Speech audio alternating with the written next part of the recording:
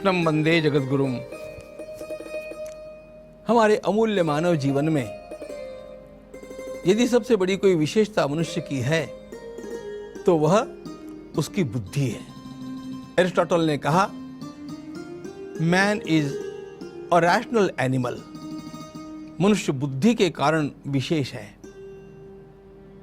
बुद्धि भी हम सबकी समान कहाँ है?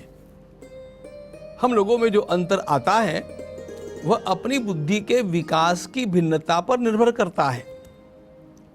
और हमारी बुद्धि का विकास जिन जिन उपकरणों के माध्यम से किया जाता है, उन उपकरणों में सबसे महत्वपूर्ण उपकरण है हम स्वाध्याय किसका करते हैं। हम कभी कुछ पढ़ते हैं कि नहीं, हम कभी कुछ सीखने का प्रयास करते हैं कि नहीं।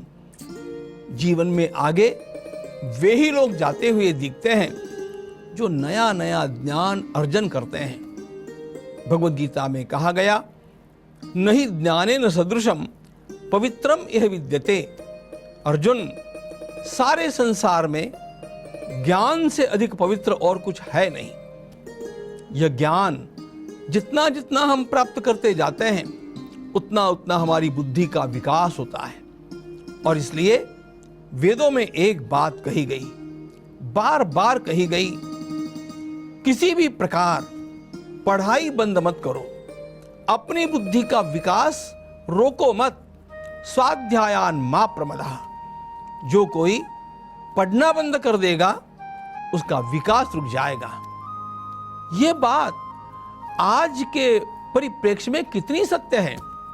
हम लोग कहते हैं this is the age of knowledge. यह ज्ञान का युग है और यह ज्ञान ऐसे ही नहीं आ जाता। इस ज्ञान को स्वाध्याय के माध्यम से, पढ़ाई के माध्यम से, अध्ययन के माध्यम से निरंतर विकसित करते रहना पड़ता है। जितना जितना यह बढ़ता जाएगा उतना उतना व्यक्ति समृद्ध होता जाता है। आज और आने वाले दिनों में आपकी समृद्धि, आपके पास जवाहरात कितनी है और बंगले कितने हैं, इससे नहीं आकी जाएगी। आप कितने ज्ञान के धनी हैं, इससे वह आकी जाने वाली है। और इसलिए सतत पढ़ते रहना, केवल पुस्तकें नहीं, आजकल पढ़ने के भी अनेक आयाम हो गए हैं। उन सारे आयामों का, इंटरनेट आदि का उपयोग करके अपने ज्ञान की वृद्धि करते रहना, यह जिसको संभव होगा वही आगे बढ़ता जाएगा। जिनका नाम सारे देश में हम सर्वत्र देखते हैं, वे भारत रत्न डॉक्टर अंबेडकर वास्तव में इतने महान कैसे बने? उनका जब जीवन हम देखते हैं तो ध्यान में आता है कि एक व्यक्ति 3 जन्मों में जो पढ़ेगा वो शायद उन्होंने एक जन्म में ही पढ़ डाला। इतनी अध्ययनशीलता के कारण बाबा साहेब इतने महान बने। आपको पता होना चाहिए कि अब्राहम लिंकन निरंतर अध्ययनशील थे और इसी कारण वे जब कभी अपनी बात को रखने के लिए उठते, लोगों को विश्वास होता कि कुछ नया मिलेगा। यह ज्ञान का अर्जन निरंतर चलना चाहिए।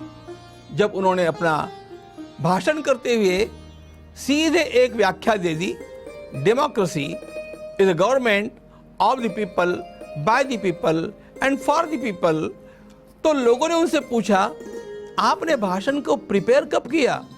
उन्होंने कहा, I am preparing life long. मैं जीवन भर तैयारी ही करते रहा हूं। तो बंधुओं, वास्तव में ये सब स्वाध्याय का परिणाम है।